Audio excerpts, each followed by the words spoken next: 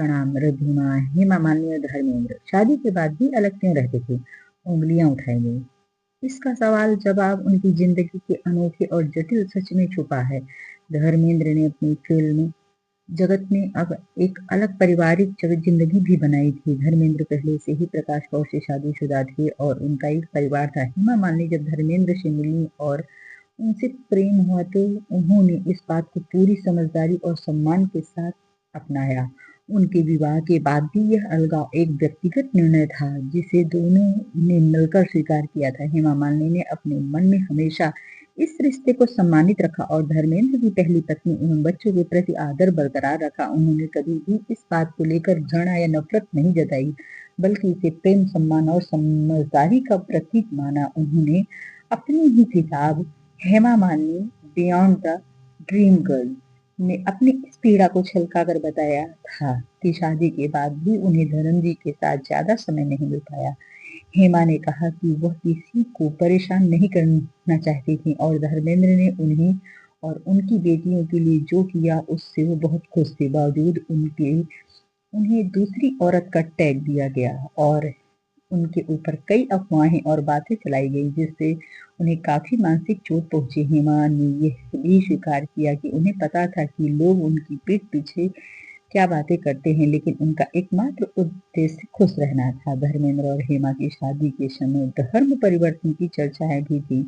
धर्मेंद्र क्योंकि पहली पत्नी प्रकाश कौर तलाक नहीं देना चाहते थे, इस वजह से धर्मेंद्र और हेमा मालिनी ने इस्लाम कबूल करके शादी की। लेकिन बाद में धर्मेंद्र ने इन दावों को गलत बताया और कहा कि उन्होंने ऐसा कभी नहीं किया। धर्मेंद्र की पहली शादी से 4 बच्चे हैं, जबकि हेमा की 2 बेटियां हुई।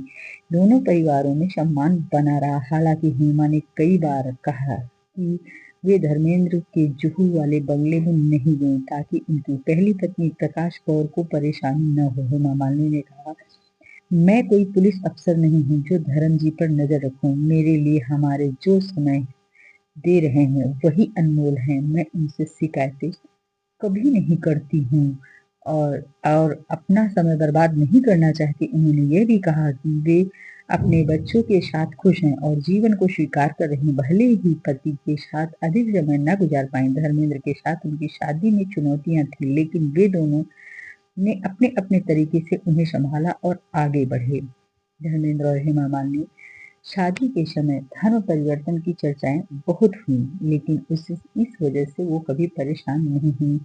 यह प्रेम के नए स्वरूप को दर्शाता है जिसमें मिलने की जगह है साथ रहने की परंपरा से हटकर एक दूसरे के लिए सम्मान और समझ की अहमियत होती है। दोनों की यह खास जिंदगी बॉलीवुड के लिए एक मिसाल बनी जिसमें धैर्य, सहनशीलता और प्यार की नई परिभाषा देखी जा सकती है।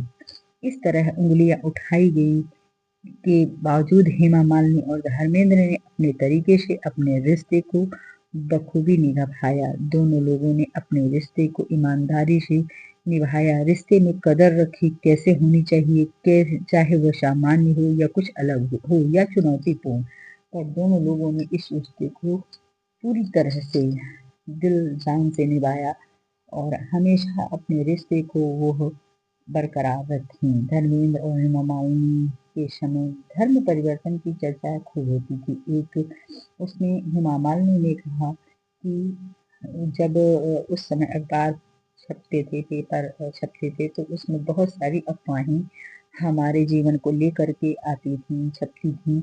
इससे हमारे पिताजी काफी परेशान हो गए थे। उनके परेशानी होने के बाद हम लोग जो हैं फिर धीरे धीरे दूरियां बनने लगी, लेकिन मैं इन्हें दिल से चाहती थी, मैं इनको बहुत प्रेम करती थी, मैं इनकी तरफ बहुत आकर्षित होती चली गई। यह मेरा आकर्षण कैसा था मुझे नहीं पता है, पर मैं दिन दूना रात चौगुना में इनकी तरफ आती। मुझे पता था कि इनकी शादी हो चुकी है, इनके 2 बच्चे हैं, लेकिन फिर भी मैं जो है उनकी तरफ आकर्षित थी।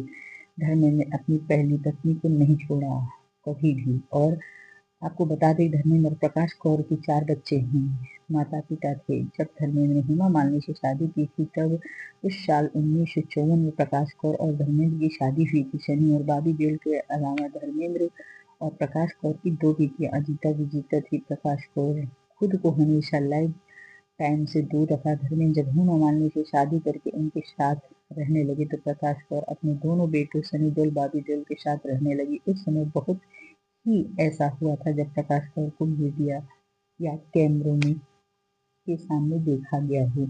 कहा जाता है कि धर्मेंद्र जो हैं हेमा मालिनी की खूबसूरती पर अपना दिल हार कर उनसे शादी करने का फैसला कर चुके थे, मगर साथ ही वो प्रकाश कौर से भी अलग नहीं रहना चाहते थे। लेकिन उनका धर्म उन्हें एक पत्नी से के रहते दूसरी पत्नी से शादी करने की इजाजत नहीं दे रहा था। ऐसे में धर्मेंद्र ने अपना नाम दिलावर खान रखा और इस्लाम कबूल कर लिया। इस तरह पहली पत्नी प्रकाश कौर को बिना तलाक दिए ही धर्मेंद्र ने 1979 में हेमा मालिनी से शादी कर ली।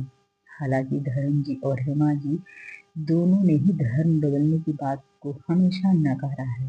धर्म ने हेमा मालिनी से शादी करते हुए विवादों पर प्रकाश कौर जी ने हेमा जी के बारे में बात करते हुए कहा, मैं समझ सकती हूँ कि हेमा मालिनी इस वक्त किस दौर से गुजर रही हैं। हेमा भी अपने परिवार और रिश्तेदारों का सामना मुश्किल से ही कर पा रही होंगी। मैं अगर उनकी जगह होती तो ऐसा कभी न करती। एक औरत होने के नाते मैं उनकी भावनाओं को समझ सकती हूँ, लेकिन मैं पत्नी और एक माँ भी हूँ, इसलिए ऐसी इजाजत मैं उनको कभी न देती और मैं भी ऐसा कभी न करती। ऐसा प्रकाश कौर ने कहा और उन्होंने कहा जब धर्मेंद्र को लोग बहुत उल्टी सीधी बातें कहने लगे, ऐसे हैं वैसे हैं, बहुत सारे पेपर में तरह तरह के आर्टिकल्स आने लगे, तो उन्होंने एक इंटरव्यू में ऐसा किया, सिर्फ मेरे ही पति नहीं, कोई भी मर्द मेरी जगह हेमा मालिनी जैसी औरत को चुनना कर चाहेगा। फिल्म इंडस्ट्री में कई लोगों के दूसरे अफेयर हैं। ये बात कही थी धर्म जी की पहली पत्नी प्रकाश कौर ने। वैसे तो आप समझ ही गए होंगे उन्होंने ये बात क्यों कही थी, मगर ये पूरा मामला अलग बात थी। अपनी फिल्म जिंदगी में निजी जिंदगी को लेकर भी धर्मेंद्र चर्चाओं में बने रहे। धर्मेंद्र ने जब अपनी पहली पत्नी प्रकाश कौर और अपने 4 बच्चों को छोड़कर हेमा मालिनी से शादी की थी तब बहुत ज्यादा विवाद हुआ। धर्मेंद्र की आलोचना हर तरफ हो रही थी, हेमा मालिनी भी लोगों के निशाने पर थी। कहा जाता है कि जो है उस वक्त पर धर्मेंद्र पर लोग ज्यादा हमलावर होने लगे थे और उसका बचाव प्रकाश कौर जी ने किया था। किस्सा टीवी आज आपको सालों पहले का ये किस्सा है। तो प्रकाश कौर जी ने एक बार अपने लोगों की नजरों में उनकी इज्जत कई गुना बढ़ा दी थी। एक पत्नी अपनी पति से कितनी गहराई तक प्यार करती है, प्रकाश कौर ने ये सालों पहले ही बता दिया था कि वह धर्मेंद्र से कितना चाहती हैं, धर्मेंद्र को कितना प्रेम करती हैं। ऐसा इन लोगों के बीच में हुआ और यह बात धीरे धीरे देखिए रिश्ते में तो बहुत उतार चढ़ाव आए, जीवन में बहुत उतार चढ़ाव आए। इन लोगों ने कई तरह की फिल्में एक साथ की। ये जो हेमा मालिनी थी यह धर्मेंद्र से मिली और मिलने के बाद इनको अचानक प्रेम हो गया। अब वो प्रेम धीरे धीरे पनपता गया। धर्मेंद्र ने 1960 में फिल्म दिल भी में तेरा हम भी तेरे में अपना फिल्मी सफर शुरू किया था। उस दौर में उन्हें उतना नाम नहीं मिला था। 1966 में फूल और पत्थर जैसी ब्लॉकबस्टर फिल्मों ने उन्हें रातों रात सुपर स्टार बना दिया। उसके बाद जो है धर्मेंद्र लगभग 300 से अधिक फिल्मों में काम किया। आखिरी सत्यकाम, चुपके चुपके, धर्मवीर, दो रास्ते, ममता, अनुपमा जैसी न जाने कितनी फिल्में उनकी विविधता और अभिनय क्षमता का प्रमाण है। 1973 में एक साल में 8 हिट फिल्में और 1987 में 9 हिट फिल्म देने का रिकॉर्ड सिर्फ और सिर्फ आज तक धर्मेंद्र के ही नाम आया है। धर्मेंद्र को जीवन में कई तरह के पुरस्कार मिले, उन्हें हर पुरस्कार से नवाजा गया।